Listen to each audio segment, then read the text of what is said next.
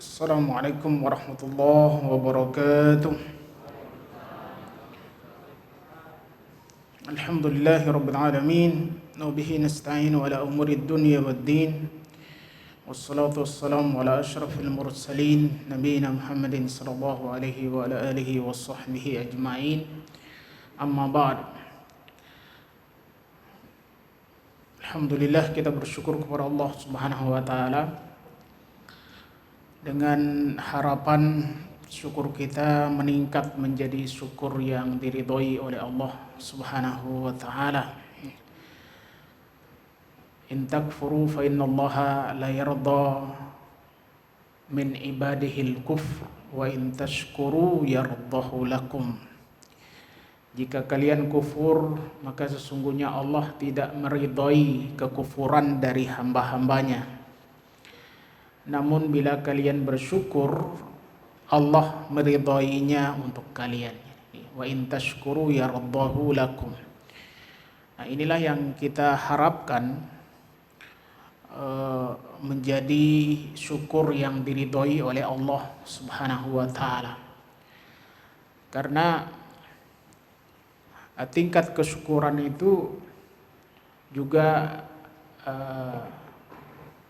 bertingkat-tingkat dan juga bercabang dalam cabang-cabang lisan, ya. Kemudian ada yang dimaknai dengan hati, ada yang diamalkan dalam seluruh anggota tubuh kita, ada yang menyertakan juga seluruh amanah Allah, anak, keluarga, jabatan, semuanya ikut bersyukur kepada Allah Subhanahu wa taala. Nah, terkadang syukur itu terbatas pada lisan. Alhamdulillah. Kalimat alhamdulillah itu sudah fasih kita ucapkan. Bahkan dalam kehidupan kita sehari-hari, non-muslim pun sering mengatakan alhamdulillah. Ini karena kebiasaan yang sudah baik dalam lisan kita. Namun dalam Al-Quran itu tidak terbatas pada lisan. Perintahnya itu i'malu ala Dawud syukra wa qalilum min ibadiyas syakur. Amalkan syukur kalian wahai keluarga Daud. Jadi amalkan. Nah, kata i'mal itu ada bentuk bukti nyata amaliyahnya. Jadi bukan dalam sekedar lisan. Makanya di akhir ayat wa qalilum min ibadiyas syakur. Sedikit dari hamba-hambaku yang syakur itu. Karena mengamalkan syukur itu berbeda dengan mengucapkan syukur. Bukan perintahnya itu kulu syukrakum itu. Katakan, nyatakan dengan lisan kalian syukur kalian. Enggak begitu perintah dalam Al-Quran, tapi i'malu. Memang ada kata-kata uzkuru, ya. Ada kata-kata ingatlah. Ya ayuhan nasu dzkuru ni'matallahi alaikum.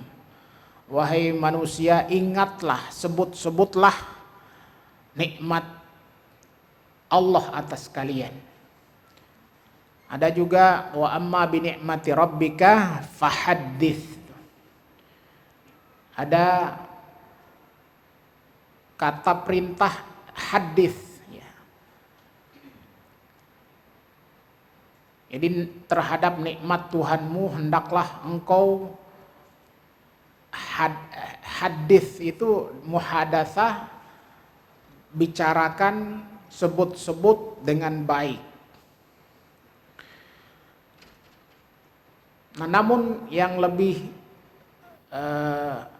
sempurna lagi, lebih komprehensif itu adalah dalam bentuk amal. Jadi amal lisan ada dalam syukur alhamdulillah, amal hati itu adalah keyakinan akan pertanggungjawaban nikmat. Makanya dalam ayat yang sudah kita hafal itu tsumma latus'alunna yauma idzin anin na'i.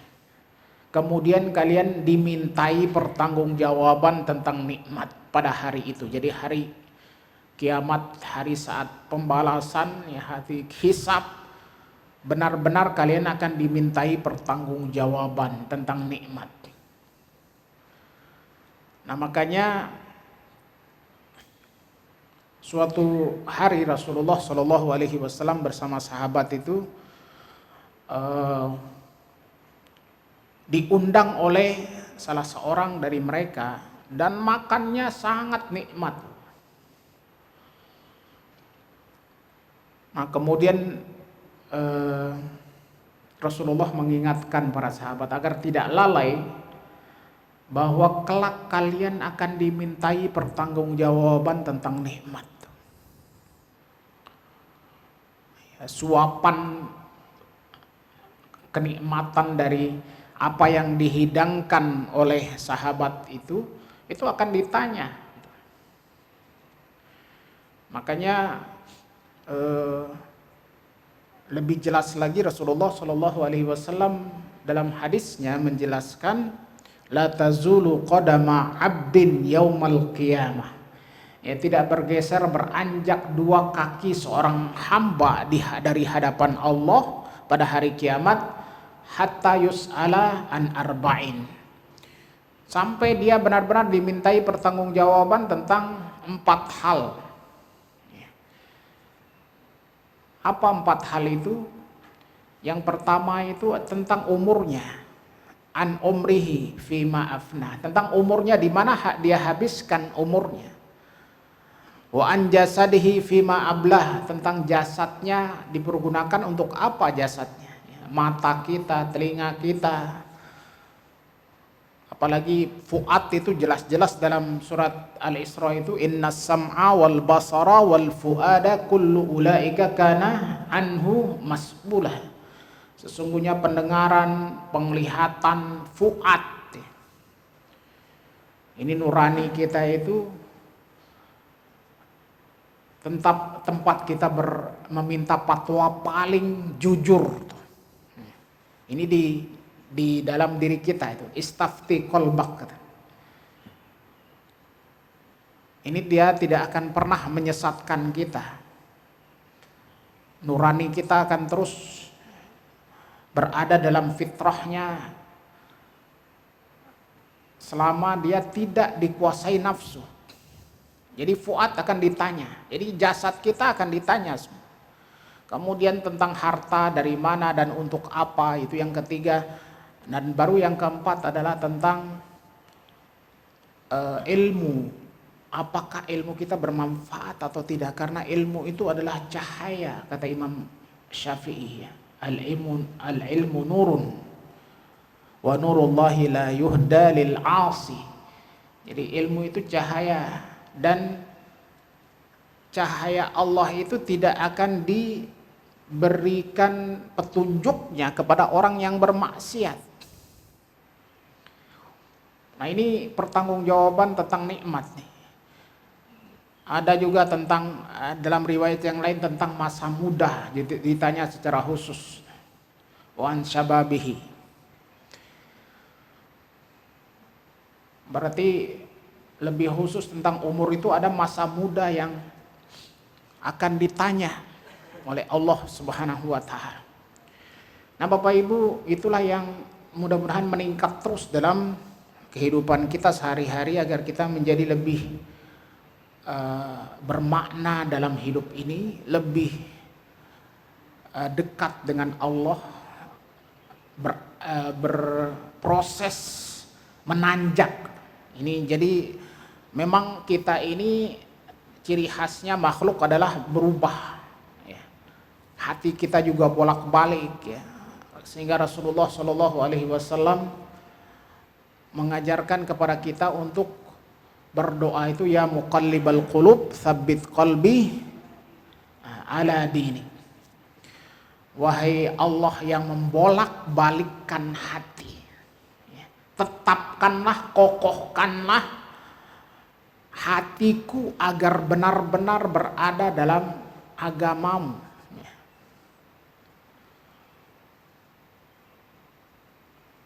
Ini yang kita pertahankan sampai akhir hayat kita. Jadi walaupun ada fluktuasi, memang begini, nah, imanu yazdadu wa yanqus. Jadi iman itu naik, turun. Ini adalah karakter makhluk. Karena tidak kekal, yang kekal hanya Allah. Tapi yang kita upayakan itu adalah bukan fluktuasi yang sangat ekstrim. Jadi naik, turun langsung. Jadi naik itu berkurangnya itu sedikit, naik lagi sedikit, terus berproses menjadi terus naik. Ya memang fluktuasi begini, jadi, tapi tidak fluktuasinya itu ekstrim, terjun bebas. Nah, itu yang bisa namanya irtidad, murtad, berpaling dari Allah. Wa may yanqalib ala aqibaihi falayadurrallaha syai'a. Siapapun berpaling ke belakang tidak akan pernah membahayakan Allah sama sekali. Nah, itu fluktuasi yang tidak diinginkan oleh Allah. Nah, maka kita bersalawat kepada Rasulullah Shallallahu Alaihi Wasallam agar kita benar-benar juga berteladan kepada beliau yang beliau sudah berikan tipsnya itu agar kita berada dalam istiqomah itu sangat sederhana, Bapak Ibu. Jadi seorang sahabat bertanya kepada beliau, minta fatwa, wahai Rasulullah, Islam ini sudah terlalu berat bagiku, terlalu banyak yang harus aku lakukan. Apa nasihat untukku agar aku bisa istiqomah, bisa menjalankan Islam ini dengan baik? Apa solusinya ya Rasulullah? Ya, kalau kita lihat Bapak Ibu, ini Al-Quran saja sudah berapa ayat Bapak? Yang hafiz Al-Quran, ini banyak teman-teman yang hafiz di sini ya.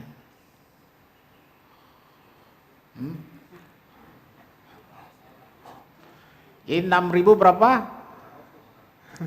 Nah, dari 6.236 ayat itu berapa persen kita sudah amalkan?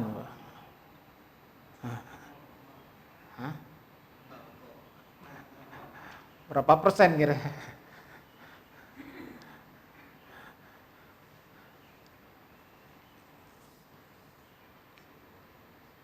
Ini kalau sahabat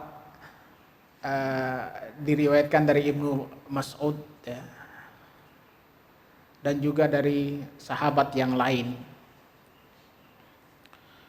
itu beliau itu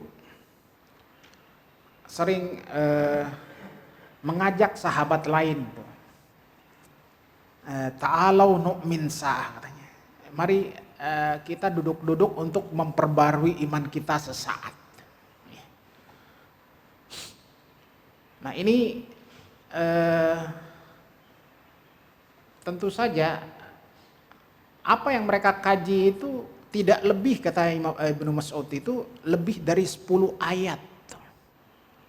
10 ayat itu konsentrasi aja di 10 ayat itu sampai benar-benar ayat itu dihafal, kemudian diketahui maknanya apa perintah di dalamnya, apa larangan di dalamnya, dan setelah itu fokus untuk mengamalkan 10 ayat itu hanya sehari itu, nggak kemana-mana. Nah ini kelebihan para sahabat itu, yang Al-Quran itu turun kepada mereka berproses.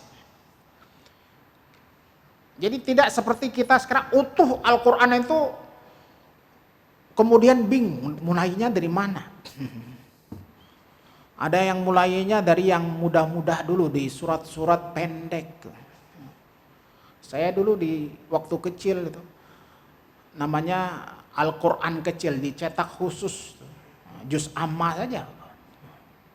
Belum boleh Al-Quran besar katanya. Jadi karena belum ada namanya Iqra macam-macam, belum ada metode-metode yang lebih lengkap saat ini. Jadi namanya Quran kecil. Enggak mengenal Quran besar. Nah, ada Quran kecil, ada Quran besar di sana, di semua sana. Itu cuman kecil, bawahnya juz 30 aja. Itu pun dari Qul a'udzu birabbin nas dulu. Naik terus hafalnya itu sampai wadduha saja. Nah, ini kalau sahabat itu begitu. Ya sahabat itu sedikit-sedikit 10 ayat maksimal tuh sehari dikaji dan kemudian diketahuilah di sana ada perintah langsung dilaksanakan, ada larangan langsung ditinggalkan, ada wasiat apa langsung dipraktekkan, ada hikmah apa ya langsung jadi prinsip hidup, menjadi kaidah. Nah itu kalau kita praktekkan, kalau 6.236 bagi 10 berapa tuh?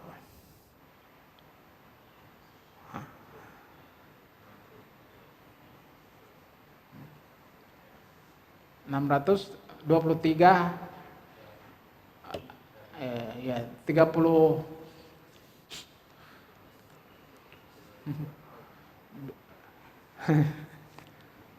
2 tahun insya Allah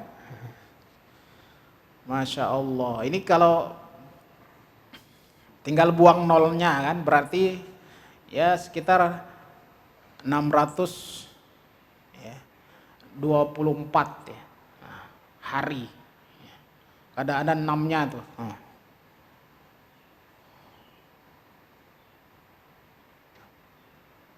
Ini kalau kita rutin ya. Tapi masalahnya nggak rutin itu.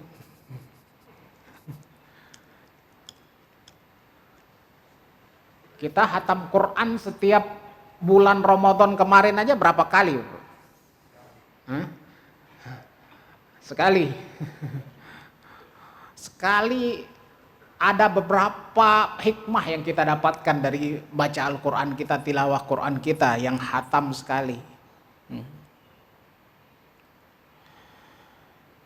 Dalam satu riwayat Imam Syafi'i saja untuk menemukan satu hukum, untuk menemukan satu hukum karena beliau hafal, seperti hukum apa dasar ijma dalam Al-Quran. Jadi apa dalil ijma? Jadi Imam Syafi'i ditanya itu, apa dalilnya ijma? Beliau belum ketemukan, tunggu 3 hari katanya. 3 hari itu beliau bolak-balik khatam Quran 9 kali.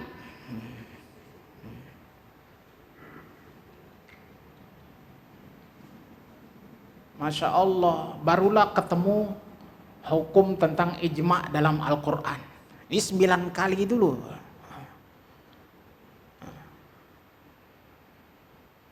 Masya Allah. Ini kalau Imam Syafi'i, padahal beliau adalah ahli itu. Nah, kita belum ahli, 1 kali hatam sebulan penuh tuh 1 kali hatam, berarti 1 juz sehari.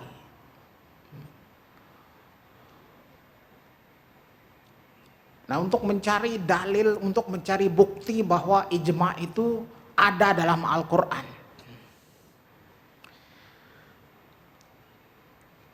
Nah, itu ketemu ayatnya. Di antara yang beliau renungkan itu sudah 9 kali bolak-balik itu wayat tabi ghayra sabilil mu'minin. Ini ayat tabi ghayra sabilil mu'minin. Di situ katanya ayat tentang ijma itu mengikuti jalan selain jalan orang sabilal mu'minin, selain jalan orang beriman. Berarti dia kalau menolak ijma berarti dia sudah mengikuti jalan selain jalan orang beriman. Memang dengan kata-kata ijma nggak ada soalnya. Ajma'al mu'minun, umpamanya dalam Al-Quran nggak ada. Orang-orang mukmin berijma'. Tapi beliau simpulkan dari ayatnya itu wayat tabi ghaira sabilil mu'minin nuwallihi man tawalla ma tawalla wa nuslihi jahannam. Kami akan jadikan dia menjadi orang yang nuwallihi ma tawalla, ya, biarkan aja dari dia berpaling dan akan dimasukkan ke dalam neraka jahanam. Bahaya berarti ini. Ketika orang tidak mengikuti kesepakatan orang beriman, ijma orang beriman, berarti ancamannya adalah neraka jahanam.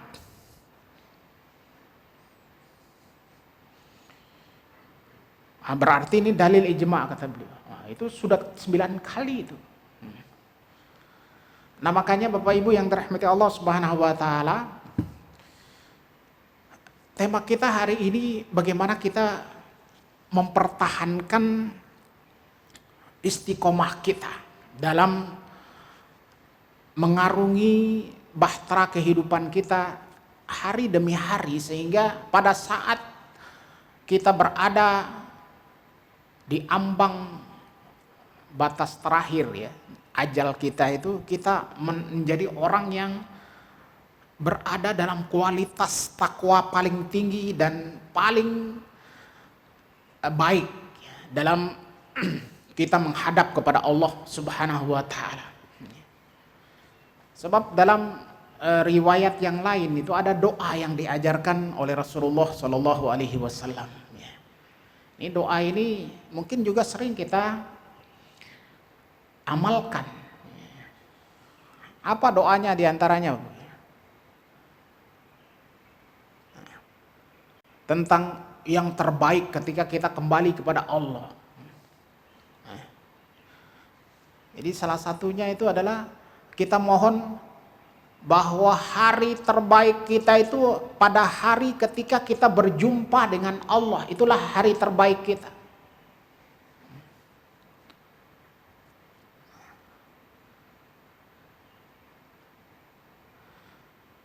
Apa urutannya itu doa itu? Allahumma ja'al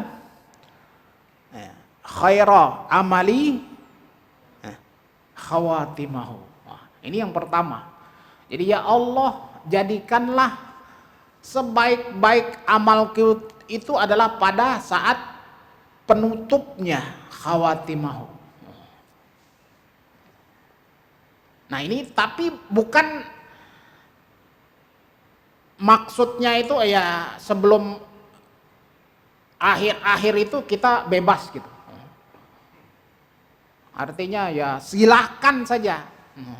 Sebagaimana ada orang yang yang terinspirasi dari kalimat nubuwatil ula itu. Idza lam tastahi fasna ma syi'ta. Kalau engkau tidak malu, berbuatlah sesukamu. Ini yang paling diketahui pertama-tama oleh umat Islam. Ini idza lam tastahi fasna ma syi'ta. Bila engkau tidak malu, berbuatlah sesukamu. Nah, kalau berbuat sesukamu untuk khawatimahu itu khaira amali, khawatimahu susah. Karena pasti akan terancam dengan keburukan-keburukan karena kita berbuat sesuka kita tanpa malu kepada Allah Subhanahu wa taala. Malu kepada Allah itu adalah bagian dari iman. Al-haya'u minal iman. Bahwa rasa malu itu adalah bagian daripada iman.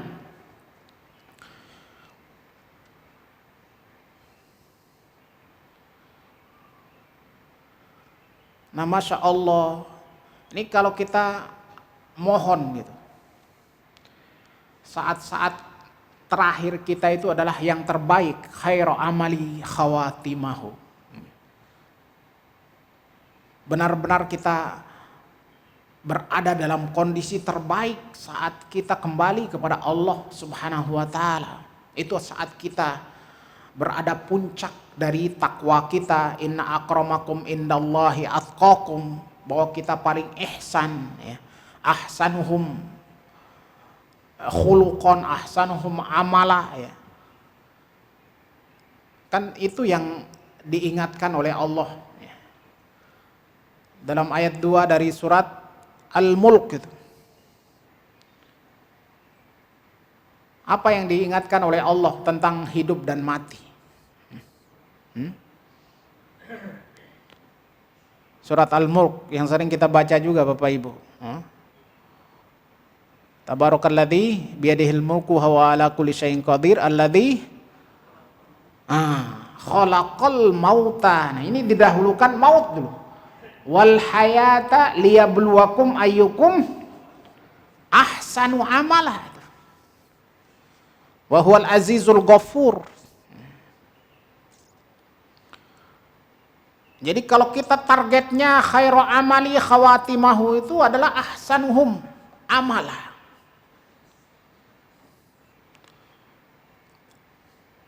Sebab ada 3 tempat tentang diingatkan oleh Allah tentang orientasi kita yang benar itu, tentang bagaimana kita menjadi orang yang ahsanuhum amala. Itu ada 3 tempat di dalam Al-Quran. Bisa dihafal ini. Pertama itu di surat Hud ayat 7. Di surat Hud itu surat keberapa Bapak?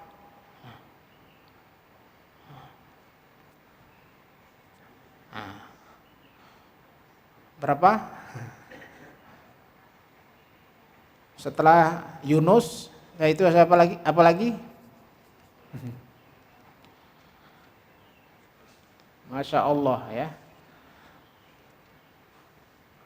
Jadi surat Hud ayat 7. Kemudian di surat Al-Kahfi ayat 7 juga. Dan di surat Al-Mulk tadi yang ayat kedua. Semuanya mengacu kepada ahsanuhum amala.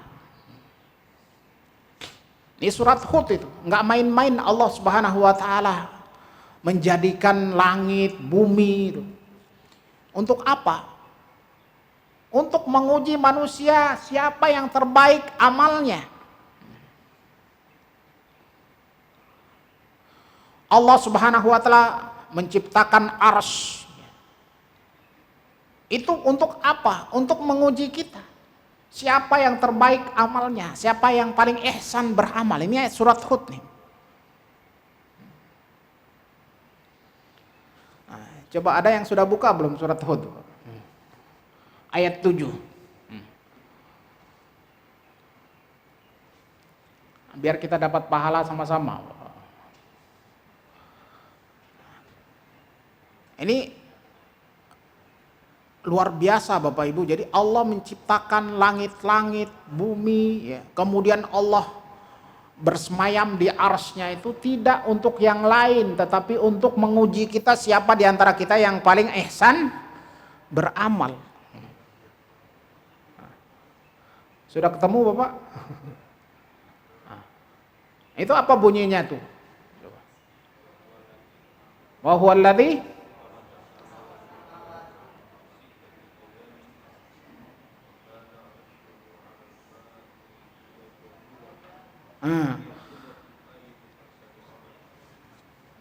Jadi wa huwallazi khalaqas samawati wal ard fi sittati ayyamin wa kana arshuhu 'alal ma'i liyabluwakum tuh.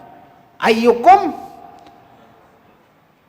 ini enggak main-main loh. Jadi Allah menciptakan langit-langit dan bumi ini untuk menguji kita.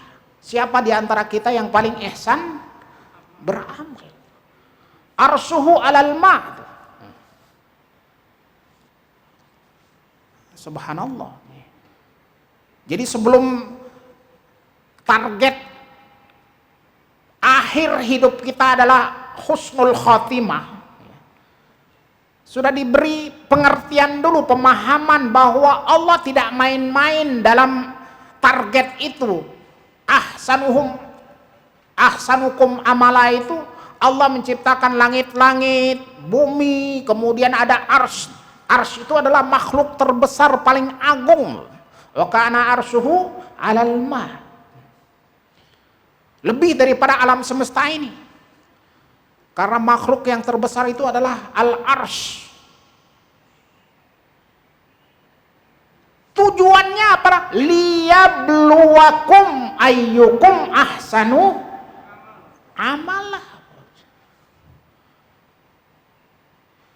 Jadi yang sering kita dengarkan, tujuan hidup kita ini jadi khalifah dan jadi hamba. Wa ma khalaqtul jinna wal insa illa liya'budun. Itu yang sering kita dengar itu. Tidak aku ciptakan jin dan manusia selain hanya untuk beribadah kepadaku. Tapi bukan hanya sekedar ibadah, karena Allah menciptakan langit-langit, bumi. Ini sudah berhubungan dengan makhluk lain. Jadi kalau target diri kita sendiri, wa ma khalaqtul jinna wal insa illa liya'budun, belum Allah hubungkan dengan penciptaan yang lain. Tapi ketika Allah menghubungkan dengan penciptaan langit-langit dan bumi, kemudian arsyuhu 'alal ma, baru kemudian ditegaskan kepada manusia. Jangan main-main kalian dalam hidup kalian ya. Karena aku ciptakan langit-langit dan bumi, dan ada arsy. Arsy.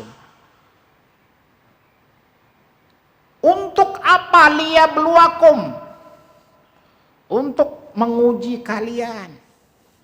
Ayyukum ahsanu amal. Subhanallah Bapak Ibu.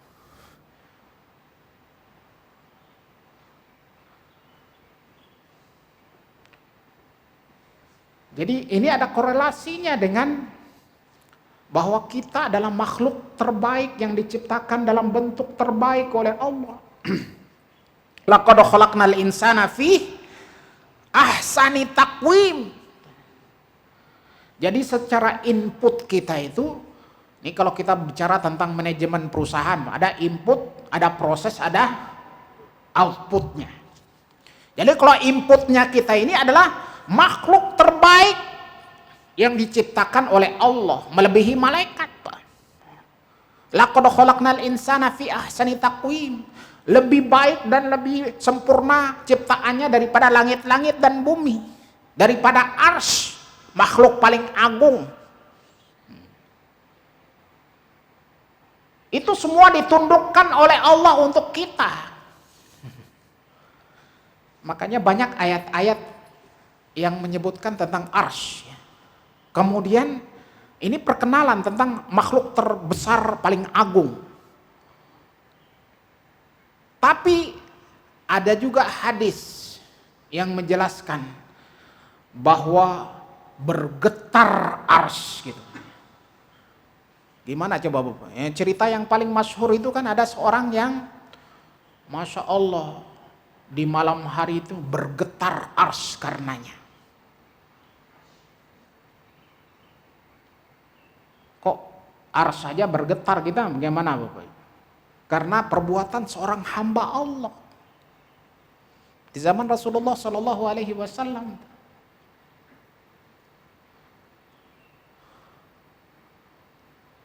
Sudah masyhur cerita itu. Masih ingat ceritanya Bapak Ibu? Bergetar arsy itu. Ini biasanya cerita nyangkut kan. Kalau ayat mending itu ya.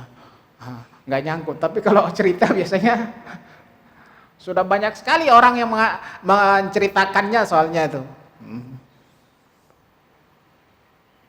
Masya Allah Bapak Ibu. Ini banyak cerita tentang bergetarnya arsy itu karena bacaan seorang yang sangat khusyuk, ada juga karena cinta seorang istri yang yang menjaga kehormatannya, juga menjaga amanah Allah, menjaga anak yang dititipkan tapi setelah diambil lagi juga dengan ikhlas.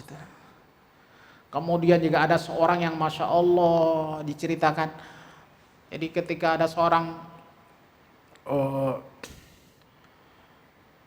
datang bertamu kepada Rasulullah sudah bertanya kepada istrinya, tidak ada makanan tuh.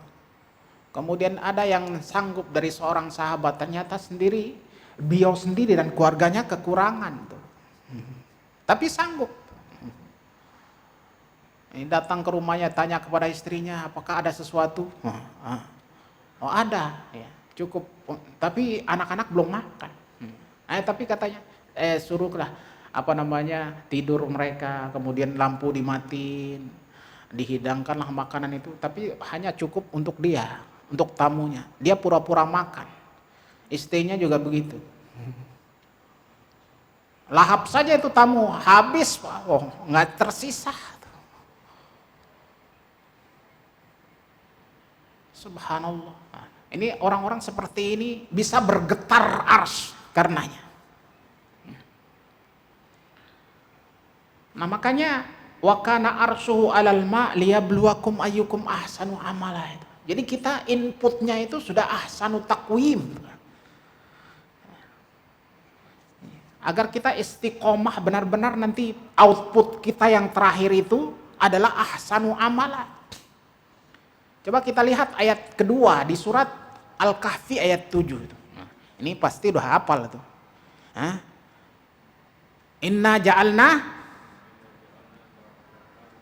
zinatan laha linabluwahum. Lagi Bapak, inna ja'alna ma'alal ardi zinatan laha.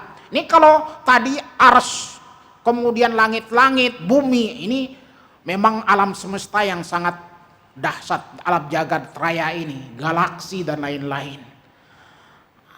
Kemudian diturunkan lagi oleh Allah yang lebih nyata, fakta di lapangan sekarang saat kita berada di dunia ini. Dalam lingkup kita yang kecil, inna ja'alna ma'alal ardi zinatan laha linabluwahum ayyuhum ahsanu amala. Ini realnya itu. Kalau yang tadi itu adalah, kalau bahasa ekonomi itu, ini makronya di sana. Jadi semua alam semesta ini, langit-langit, bumi, ars diciptakan oleh Allah Subhanahu wa taala untuk menguji kalian, siapa di antara kalian yang terbaik amalnya. Sekarang sudah mikronya.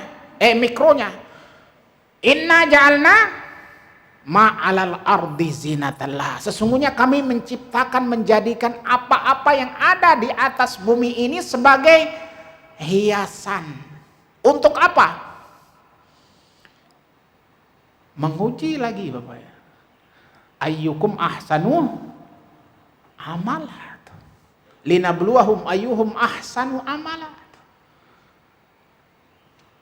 Nah, sekarang Bapak Ibu yang dirahmati Allah Subhanahu wa taala. Nabi Sulaiman diceritakan gitu. Bagaimana beliau itu bisa menjadi orang yang khairul amalnya itu khawatimahu. Itu disebutkan ketika beliau itu sampai ketinggalan sholat asar. Disebabkan oleh apa tuh Bapak?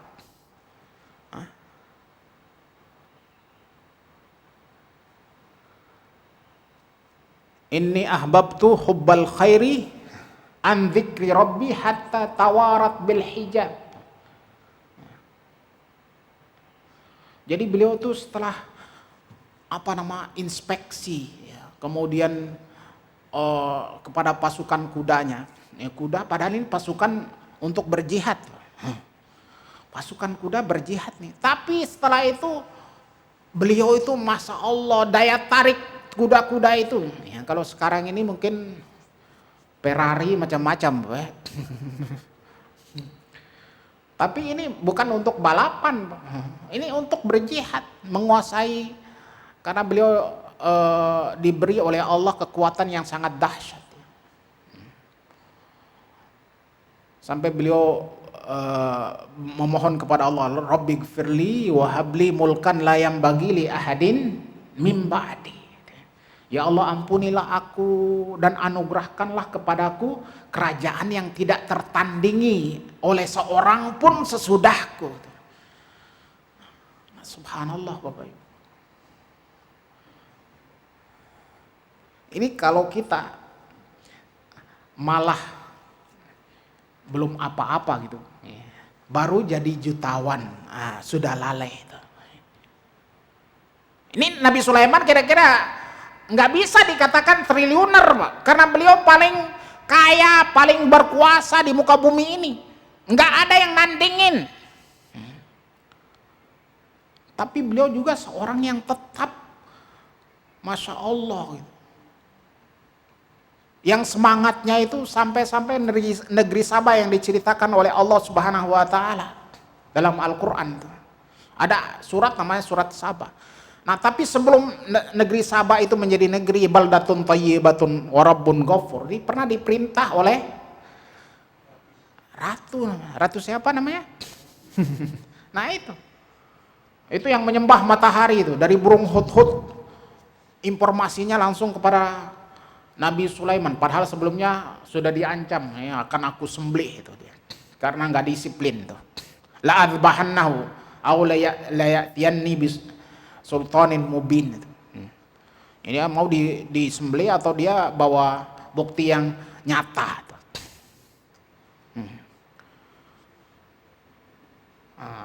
Tapi ahattu bima lam tuhid bihi ilman waji'tuka min saba'in binaba'in yakin. Nah, ini burung hudhud nih. Ini orang yang tidak terlalu respect terhadap hal-hal yang kecil. Ini akan remeh banget burung hudhud. Ada semut lagi. Ada surat An-Naml, semut tuh. Masya Allah, semut saja masih diceritakan oleh Allah dalam Al-Quran.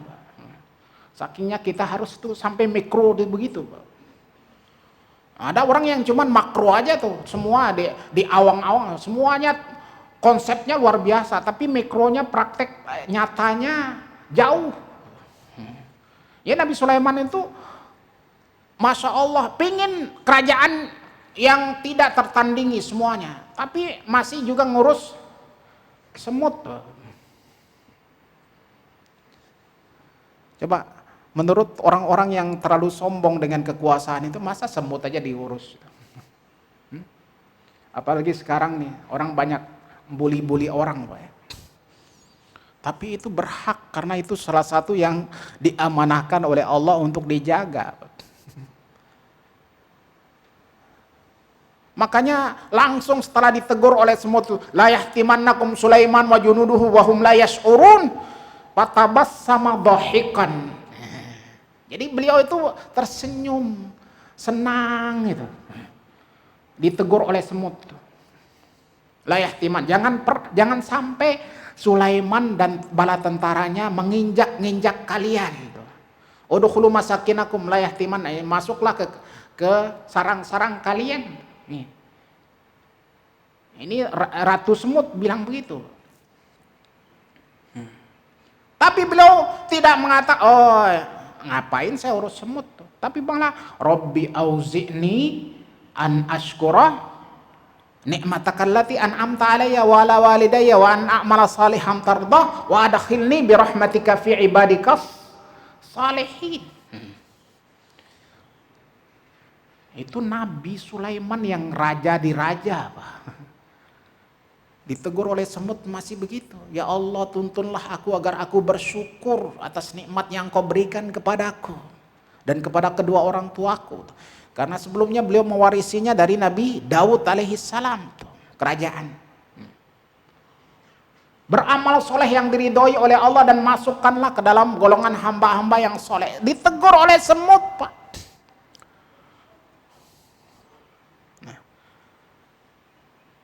Masya Allah, kalau kita sehari-hari digigit nyamuk, kita gimana, Pak?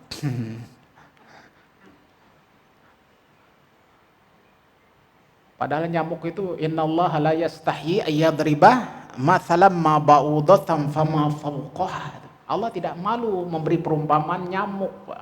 Bahkan yang lebih kecil dari nyamuk. Jadi inna ja'alna ma'alal ardi zinatan laha linabluwahum ayyuhum ahsanu amalan. Jadi khairu amali itu saat khawatimahu itu gimana? Sebaik-baik amal kita di akhirnya itu. Kalau kita belum benar-benar membangun diri kita di saat-saat kita masih sehat seperti ini, masih panjang diberi oleh Allah umur kita.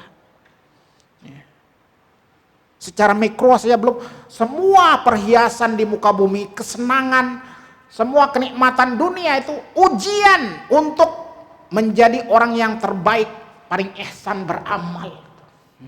Inna ja'alna ma'alal ardi zinatan laha linabluwahum ayyuhum ahsanu amala. Nah, tidak main-main juga diberi contoh oleh Nabi Sulaiman. Kalau itu tadi semut tuh. Sebelumnya itu ada bahwa singgasana Ratu Balkis ini harus segera dipindahkan supaya dia tunduk kepada Nabi Sulaiman, tidak lagi menyembah matahari. Sayembaralah itu. Qala ifritum minal jinni ana atika bihi qabla an taquma min maqamika. Oh, ifrit ujuk gigi dia. Langsung. Wahai Nabi Allah, Nabi Sulaiman tuh. Aku bisa memindahkannya sebelum Anda berdiri. Aku mau unjuk gigi dia. Mau nantang orang hamba soleh ini ya. Hamba soleh gimana coba? Hah? Sebelum mata Anda berkedip, qabla ayar tadda ilaika tarfuk. Tuh. Mana yang lebih cepat, Pak?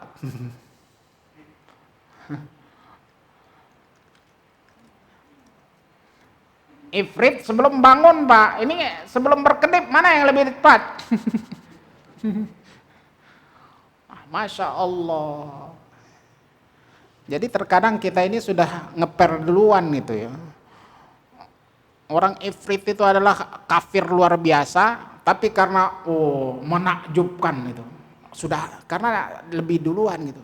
Sudah ngeper duluan. Oh, kita nggak bisa gitu. Harusnya kita bisa lebih. Sudah ditunjukkan oleh Nabi SAW. Makanya hadza min fadli rabbi. Nah, itu langsung dia kata, hadza min fadli rabbi liyabluwani aashkuru am akfur. Ini kalau tadi semut tuh rabbi auzi'ni. Karena kadang-kadang kita lalai dari hal-hal kecil-kecil, perkara kecil tuh, maka tuntunlah aku agar selalu bersyukur tuh. Tapi kalau yang besar-besar, nah itu baru kita kira ujian tuh. Dapat untung 100 miliar, kira-kira Rabbi Auzi'ni atau hadza min fadli Rabbi, Pak?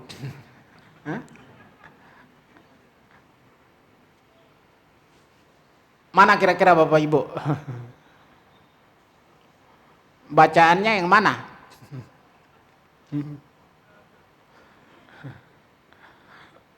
Hadza min fadli Rabbi, ini mikronya di situ, praktik nyatanya di situ. Jadi proses kita di situ. Kalau berteladan kepada Nabi Sulaiman, karena semua nabi adalah teladan kita. Makanya kita ada wajib beriman kepada Rasul. Rukun keberapa tuh? Rukun iman kita. Hah? Ketiga apa keempat, Pak? Kitab dulu, Pak ya. Karena itu pedoman kita, nah baru Rasul. Suruh urutan-urutannya kitab dulu, wa kutubihi wa rusulihi ya. Jadi Bapak Ibu, di situ inna ja'alna ma'alal ardi zinatallaha. Jadi ini ujian-ujian kita. Nah, kita berteladan kepada ujian-ujian orang terdahulu. Nah, makanya kalau teladan dari umat kita As-Siddiq, Abu Bakar As-Siddiq itu, kalau orang ingin berteladan tentang zina, tentang dunia ini, beliau katakan dalam satu riwayat, jadikanlah dunia ini di mana? Di tanganku, Pak. Jangan pernah masukkan ke dalam hatiku. Ini karena ujian, Pak. Hadza min fadli rabbi liyabluwani aashkuru am akfur. Ini Nabi Sulaiman aja masih takut akan kufur, Pak. Itu nabi loh. Yang sudah benar-benar Masya Allah dipandu dengan wahyu. Aashkuru, apakah aku menjadi hamba yang syukur atau malah menjadi hamba yang kufur? Ini soalnya banyak orang yang tidak kuat, Pak. Ya, kayak Korun, ceritanya kan Korun tuh. Wa ahsin kama ahsanallahu ilaiki. Ayat 70-an dari surat Al-Qasas itu ceritanya panjang. Nah, Masya Allah. Apa jawabnya? Wahsin kama ahsanallah, berbuat ihsanlah wahai Qarun, karena Allah sudah banyak memberikan kebaikan kepadamu. Ahsin kama ahsanallahu ilaikum. Wala tabgil fasada fil ard, jangan berbuat kerusakan di muka bumi. Apa jawabnya? Qala innama utituhu ala ilmin indi. Barulah dia. Saya kan mendapatkan semua ini karena ilmu saya.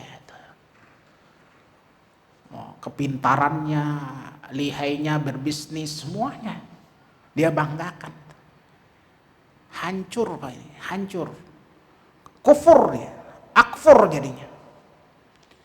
Bukan ashkur tapi akfur. Pilihannya. Nabi Sulaiman, Lia Beluani, ashkuru. Beliau ashkur. Tapi Qarun yang lebih rendah sedikit banget dibandingkan Nabi Sulaiman, gak ada apa-apanya Bapak Ibu.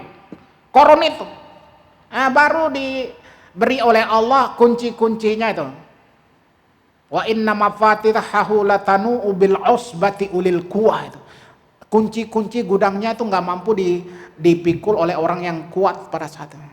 Baru kuncinya doang dia dapat. Tapi sudah kufurnya luar biasa. Cuman karena dipuji oleh kaumnya, ya laitana mithla ma utiya Qarun. Innahu ladzu hadzin azim. Kalau kita dikasih kayak Qarun tuh kayaknya enak tuh. Kayaknya dia sudah dapat anugerah yang sangat besar.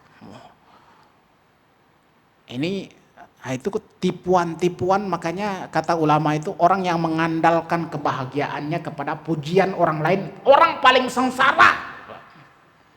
Orang paling sengsara dan paling sulit hidupnya itu.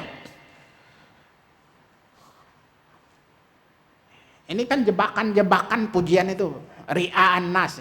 Alladzina yunfiquna amwalahum ria'an nas. Pingin dilihat orang lain, ingin dipuji orang lain. Makanya kalau orang seperti ini sibuk dengan penampilan baru. Besok hari ini bawa Ferrari, besok Lamborghini, besoknya lagi apa? Pokoknya semua. Karena kalau bawa yang sama nggak dapat pujian lagi Pak. Soalnya menggantungkan kebahagiaan pada pujian orang lain. Padahal Masya Allah, ini kalau Qarun ini kayaknya ya kaya dia, tapi bukan seperti kekayaan Nabi Sulaiman, belum apa-apa. Tapi kufurnya luar biasa. Nah ini liyabluwahum inna ja'alna ma'alal ardi zinatan laha linabluwahum ayyuhum ahsanu amala. Ini praktek kita nyata di mikro ini. Kalau yang tadi itu masih makro banget. Langit-langit, bumi-bumi semua arsy itu. Untuk menguji kita, tapi itu untuk membangun persepsi, world view-nya itu apa pikroh kita yang umum itu bahwa tidak main-main Allah menciptakan kita melebihi langit-langit dan bumi, melebihi arsy. Nah, tapi nyata faktanya mikronya sudah benar-benar ahsanu amala atau belum tuh? Ujiannya kita itu baru dikasih 100.000 bersyukur apa enggak? 1 juta masih bersyukur gitu ya. Tapi ketika 100 miliar bersyukur apa enggak Pak? Soalnya zakatnya 2,5 miliar Pak.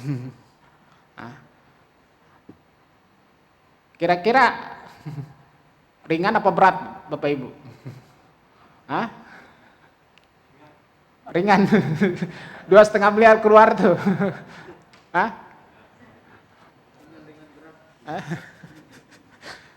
Ini kalau baru 100 juta, baru 2,5 juta apa keluar tuh. Ya masih mudah transfernya itu. Ini 100 miliar. Bagaimana kalau umpamanya ya kelas-kelas koror mungkin ya triliunan sekarang nih. 10 triliun, 100 triliun, 2,5 triliun zakatnya itu.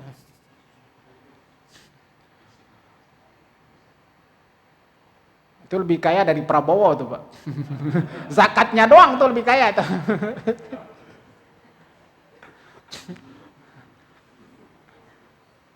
Laporan kekayaan Prabowo cuma 1, sekian miliar triliun, Pak. Masya Allah, itulah koron tuh. Akfuru dia. Dia pilihnya akfuru. Qala innama utituhu ala ilmin indi. Nah ini yang terakhir, nah itu tadi Pak. Nah, proses kita itu, kalau nggak sadar-sadar juga secara makro nggak sadar, mikro juga nggak sadar, mati nih. Apa tadi? Alladzi khalaqal mauta wal hayata liyabluwakum ayyukum ahsanu amala. Ini sudah pasti itu. Kalau nggak sadar-sadar juga mati nih, diingatkan oleh Allah. Nah, kok nggak juga bersiap-siap ahsanu amala padahal sudah mau mati.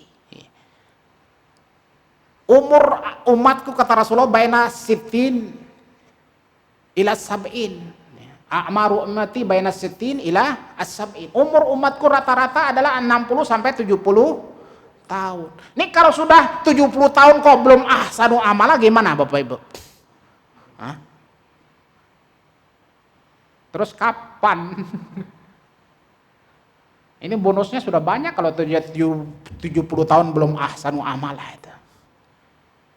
Bahkan belum 60 saja sudah harus sebetulnya ahsanu amala itu. Target kita itu jangan sudah mepet baru pengen ahsanu amala.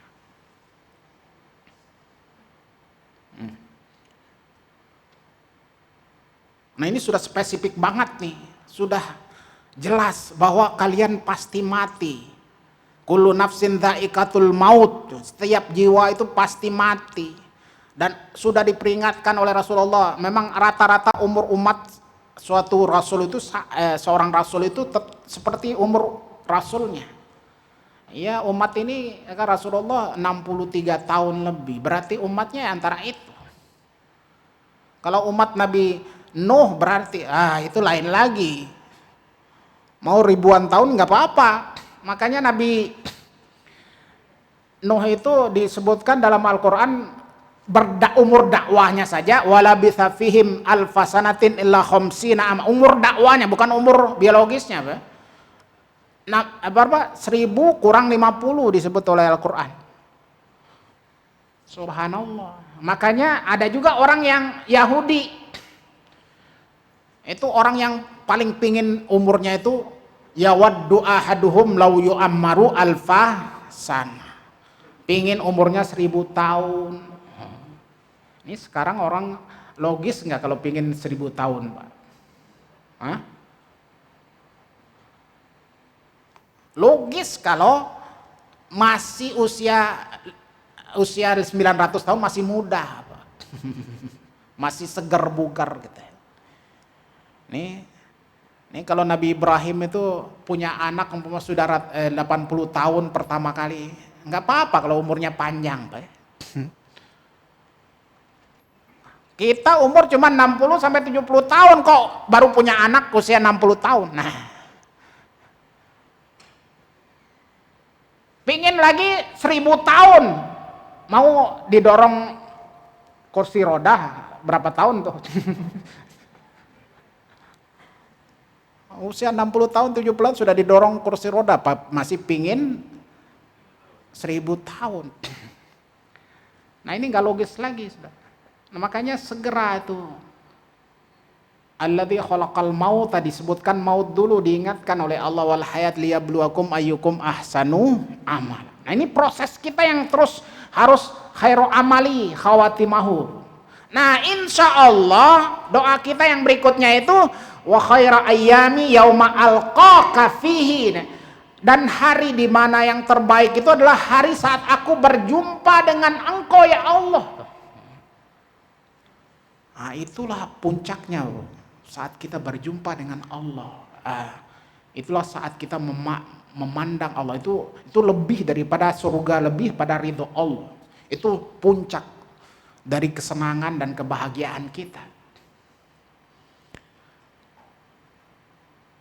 Makanya sering mungkin kita mendengar cerita Nabi Ibrahim ini sebagai penutup Bapak Ibu. Nabi Ibrahim ini memang riwayat ini perlu diteliti ulang, sahih tidak sahih, tapi untuk jadi pelajaran itu penting untuk kita renungkan. Ini banyak cerita tentang malaikat maut. Ini malaikat maut itu datang kepada Nabi Yakub ada, kepada Nabi Musa ada. Nabi Musa itu malah menonjok gitu ketika mau datang malaikat maut tuh. Lapor kepada Allah, "Oh ya Allah, Engkau mengutusku kepada seorang yang tidak mau mati," katanya. Ditonjok Nabi Musa itu. Memang gak main-main Nabi Musa. Ceritanya Nabi Musa itu kepada orang Kibti itu sekali tonjok tuh langsung mati, Masya Allah. Al-Quran, fadaraba fawakazahu Musa faqadha alaihi.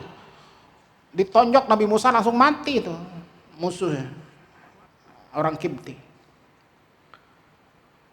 Jadi pernah membunuh Nabi Musa.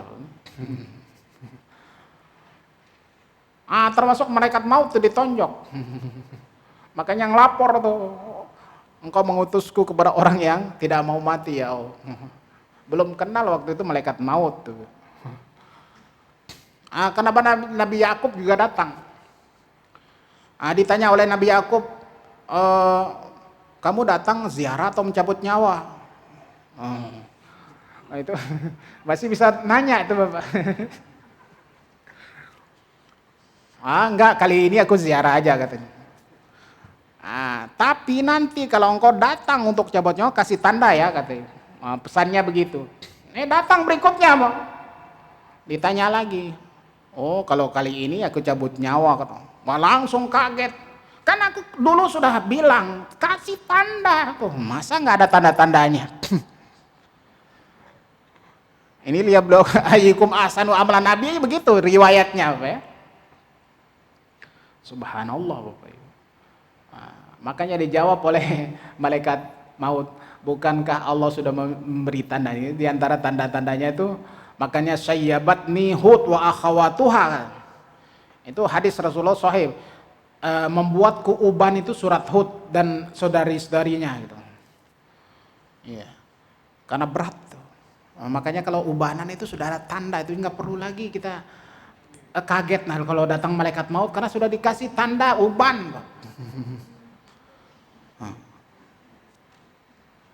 Dikurangi oleh Allah sedikit-sedikit. Maka segera ahsanu amala ini, inna huwallazi alladzi khalaqal maut itu. Dan tanda-tandanya gitu. Nabi Ibrahim riwayatnya begini. Datanglah malaikat maut. Minta izin untuk dicabut nyawanya. Ditanya oleh oleh Nabi Ibrahim, "Wahai malaikat maut, adakah orang ini bukankah aku kekasih Allah?" katanya. Ya Nabi malaikat maut, "Ya benar, Anda kekasih Allah." Tanya lagi, "Tegakah seorang kekasih membunuh kekasihnya?" Kira-kira gimana tuh Bapak? Malaikat maut dapat ada jawaban nggak kalau gitu? Jadi ditanya begitu, "Tegakah seorang kekasih membunuh kekasihnya?" Jawabannya gimana coba? Malaikat maut nggak punya jawaban, langsung lapor tuh. "Wahai Allah, sesungguhnya kekasihmu bertanya, tegakah seorang kekasih membunuh kekasihnya?" Disuruh kembali oleh Allah, "Katakan kepada kekasihku Ibrahim, adakah seorang kekasih yang tidak mau berjumpa dengan kekasihnya?" Subhanallah Bapak Ibu. Datang malaikat maut, langsung segera aja katanya, nggak usah lama-lama lagi itu. Ya kalau kita dipanggil oleh Allah, "Ya ayyatuhan nafsul mutmainnah," gitu. Nah, kan disuruh apa, Bu? Kembali kan? Irji'i ila rabbiki radiyatan mardiyah. Dalam Musnad Abdul Razak, ini kalaupun seorang wanita yang sedang melahirkan, baru melahirkan, oroknya masih merah, itu kan sangat luar biasa. Sudah ditunggu bertahun-tahun belum punya anak. Diminta milih kembali kepada Allah atau mengasuh anaknya. Kira-kira ibu-ibu milih yang mana, Bu? Hah? Hah? Ngasuh anak. Itu dari rinduin.